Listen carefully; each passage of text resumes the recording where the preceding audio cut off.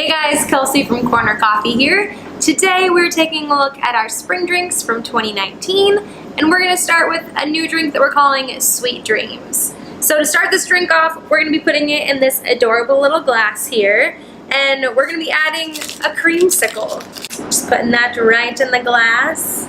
And I'm going to start by pouring 2 shots of espresso over it. I've got my espresso in this little pitcher here because I think it makes it easier to control the pour a little bit as opposed to just a shot glass and dumping it on.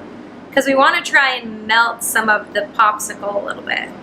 And then to this we're going to be adding 120 grams of milk, 2 dashes of orange bitters, maybe, and 5 grams of our house-made vanilla syrup.